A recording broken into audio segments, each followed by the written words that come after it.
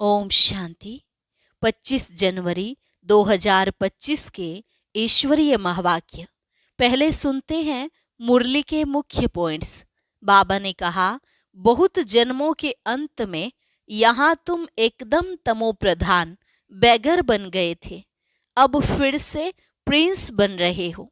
इस सच्चे गीता ज्ञान से ही तकदीर बनती है। कल्प पहले भी तुम्हारी तकदीर जगी थी, फिर सो गई, अभी फिर से स्वर्गवासी बन रहे हो। यह भी याद रहे तो सदा हर्षित मुख रहेंगे, परंतु माया घड़ी घड़ी भुला देती है। फिर बाबा ने कहा, तुम्हारे अंदर झूठ बोलने की आदत नहीं होनी चाहिए, लेकिन तकदीर में नहीं है तो सुधारते ही नहीं। कई बच्चे तो झूठ को भी खजाना समझ रख लेते हैं, छोड़ते नहीं। तुम्हें सारी दुनिया से वैराग्य होना चाहिए। मित्र संबंधियों आदि को देखते हुए भी नहीं देखना, सिर्फ एक बाप को याद करो। शरीर रूपी दुम को भूलते जाओ, लेकिन बाप की याद भी तब रहे जब पूरा ममत्व निकल जाए। लास्ट में बाबा ने कहा, तुम खुदाई खिदमतगार बच्चे श्रीमत पर खिदमत कर रहे हो। तुम्हें मेहनत कर सेंटर खोलने हैं, इसमें मनहूस नहीं बनना। सर्विस का शौक होना चाहिए। अभी संगम पर जो अपना तन मन धन सफल करते हैं वही तकदीरवान है। और अब सुनते हैं महावाक्यों को विस्तार से। ओम शांति। मुरली का सार। मीठे बच्चे, चुस्त स्टूडेंट बन अच्छे मार्क्स से पास होने का पुरुषार्थ करो। सुस्त स्टूडेंट नहीं बनना। सुस्त वह जिन्हें सारा दिन मित्र संबंधी याद आते हैं। प्रश्न, संगम युग पर सबसे तकदीरवान किसको कहेंगे?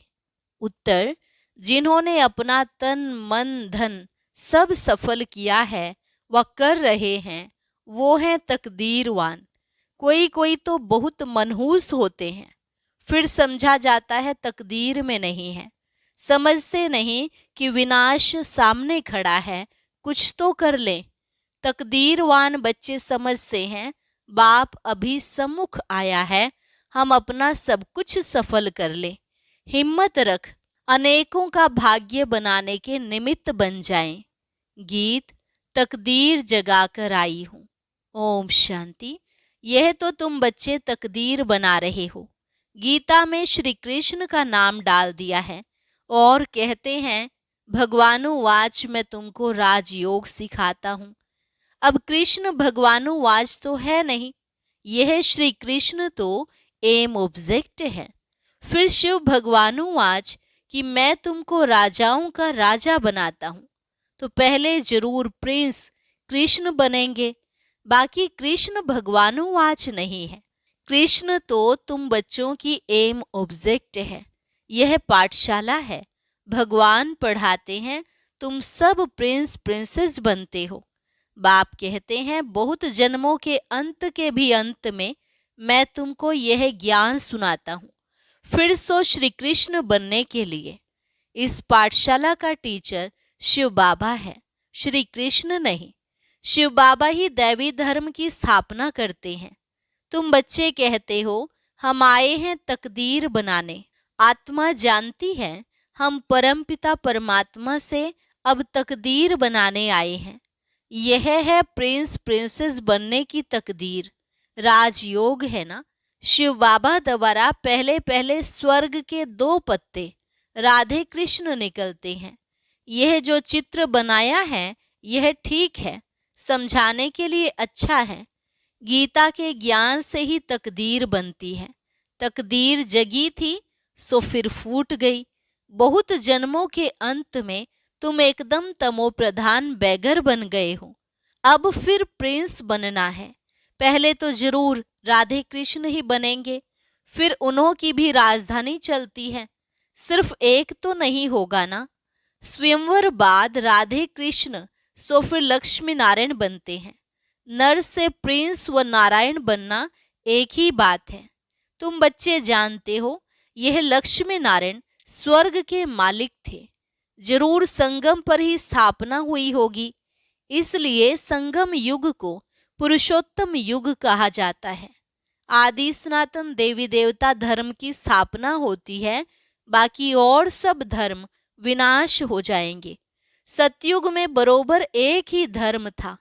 वह हिस्ट्री ज्योग्राफी जरूर फिर से रिपीट होनी है। फिर से स्वर्ग की स्थापना होगी, जिसमें लक्ष्मी नारायण का राज्य था, परिस्तान था। अभी तो कब्रिस्तान है। सब काम चिता पर बैठ भस्म हो जाएंगे। सतयुग में तुम महल आदि बनाएंगे। ऐसे नहीं कि नीचे से कोई सोने की द्वारिका व लंका निकल आएगी। द्वारिका हो सकती है, लंका तो नहीं होगी। गोल्डन एज कहा जाता है राम राज्य को। सच्चा सोना जो था वो सब लुट गया। तुम समझाते हो भारत कितना धनवान था, अभी तो कंगाल है। कंगाल अक्षर लिखना कोई बुरी बात नहीं है, तुम समझा सकते हो। सतयुग में एक ही धर्म था, वहां और कोई धर्म हो नहीं सकता। कई कहते हैं यह कैसे हो सकता, क्या सिर्फ देवताएं ही होंगे? अनेक मतांतर हैं, एक न मिले दूसरे से। कितना वंडर है, कितने एक्टर्स हैं। अभी स्वर्ग की स्थापना हो रही है, हम स्वर्गवासी बनते हैं। यह याद रहे तो सदा हर्षित मुख रहेंगे। तुम बच्चों को बहुत खुशी होनी चाहिए। तुम्हारी एम ऑब्जेक्ट तो ऊंच है ना। हम मनुष्य से देवता स्वर्गवासी बनते हैं। यह भी तुम ब्राह्मण ही जानते हो कि स्वर्ग की स्थापना हो रही है। यह भी सदैव याद रहना चाहिए, परंतु माया घड़ी घड़ी भुला देती है। तकदीर में नहीं है तो सुधरते नहीं। झूठ बोलने की आदत आधा कल्प से पड़ी हुई है, वह निकलती ही नहीं। झूठ को भी खजाना समझ रखते हैं, छोड़ते ही नहीं। तो समझा जाता है इनकी तकदीर ऐसी है। बाप को याद नहीं करते। याद भी तब रहे जब पूरा ममत्व निकल जाए, सारी दुनिया से वैराग्य। मित्र संबंधियों आदि को देखते हुए जैसे कि देखते ही नहीं। जानते हैं यह सब नरकवासी कब्रिस्तानी हैं, यह सब खत्म हो जाने हैं। अब हमको वापस घर जाना है, इसलिए सुख धाम शांति धाम को ही याद करते हैं। हम कल स्वर्गवासी थे, राज्य करते थे, वह गंवा दिया है, फिर हम राज्य लेते हैं। बच्चे समझते हैं भक्ति मार्ग में कितना माथा टेकना, पैसे बर्बाद करना होता है। चिल्लाते ही रहते, मिलता कुछ भी नहीं। आत्मा पुकारती है बाबा आओ सुख धाम ले चलो। सो भी जब अंत में बहुत दुख होता है तब याद करते हैं। तुम देखते हो अभी यह पुरानी दुनिया खत्म होनी है। अभी हमारा यह अंतिम जन्म है, इसमें हमको सारी नॉलेज मिली है। नॉलेज पूरी धारण करनी है। अर्थक्वेक आदि अचानक होती है ना। हिंदुस्तान पाकिस्तान के पार्टीशन में कितने मरे होंगे। तुम बच्चों को शुरू से लेकर अंत तक सब मालूम पड़ा है। बाकी जो रहा हुआ होगा वह भी मालूम पड़ता जाएगा। सिर्फ एक सोमनाथ का मंदिर सोने का नहीं होगा, और भी बहुतों के महल मंदिर आदि होंगे सोने के। फिर क्या होता है, कहाँ गुम हो जाते हैं। क्या अर्थक्वेक में ऐसे अंदर चले जाते हैं जो निकलते ही नहीं, अंदर सड़ जाते हैं। क्या होता है आगे चल तुमको पता पड़ जाएगा। कहते हैं सोने की द्वारिका चली गई, अभी तुम कहेंगे ड्रामा में वह नीचे चली गई, फिर चक्र फिरेगा तो ऊपर आएगी। सो भी फिर से बनानी होगी। यह चक्र बुद्धि में सिमरन करते बड़ी खुशी रहनी चाहिए। यह चित्र तो पॉकेट में रख देना चाहिए। यह बैज बहुत सर्विस लायक है, परंतु इतनी सर्विस कोई करते नहीं है।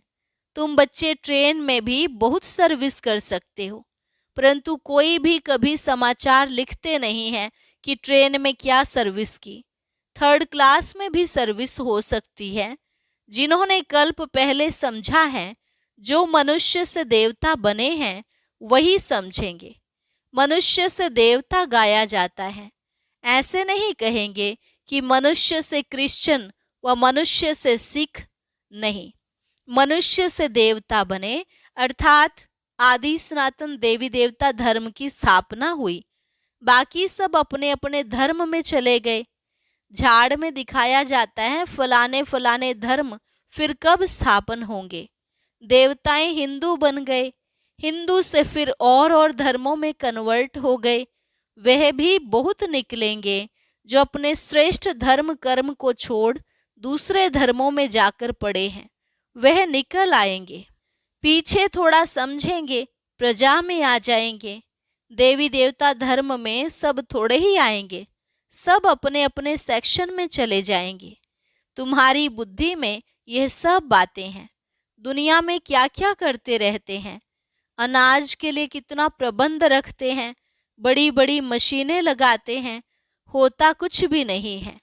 सृष्टि को तमो प्रधान बनना ही है, सीढ़ी नीचे उतरनी ही है। ड्रामा में जो नूंद है वह होता रहता है, फिर नई दुनिया की स्थापना होनी ही है। साइंस जो अभी सीख रहे हैं थोड़े वर्ष में बहुत होशियार हो जाएंगे, जिससे फिर वहाँ बहुत अच्छी अच्छी चीजें बनेंगी।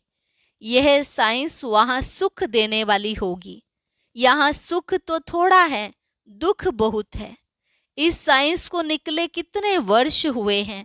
आगे तो यह बिजली गैस आदि कुछ नहीं था, अभी तो देखो क्या हो गया है। वहां तो फिर सीखे सिखाए चलेंगे, जल्दी जल्दी काम होता जाएगा। यहाँ भी देखो मकान कैसे बनते हैं, सब कुछ रेडी रहता है, कितने मंजिल बनाते हैं। वहां ऐसे नहीं होगा, वहां तो सबको अपनी अपनी खेती होती है, टैक्स आदि कुछ नहीं पड़ेगा। वहां तो अथाह धन होता है, जमीन भी ढेर होती है, नदियां तो सब होंगी, बाकी नाले नहीं होंगे जो बाद में खोदे जाते हैं। बच्चों को अंदर में कितनी खुशी रहनी चाहिए। हमको डबल इंजन मिली हुई है, पहाड़ी पर ट्रेन को डबल इंजन मिलती है। तुम बच्चे भी उंगली देते हो ना, तुम हो कितने थोड़े, तुम्हारी महिमा भी गाई हुई है। तुम जानते हो हम खुदाई खिदमतगार हैं, श्रीमत पर खिदमत सेवा कर रहे हैं। बाबा भी खिदमत करने आए हैं।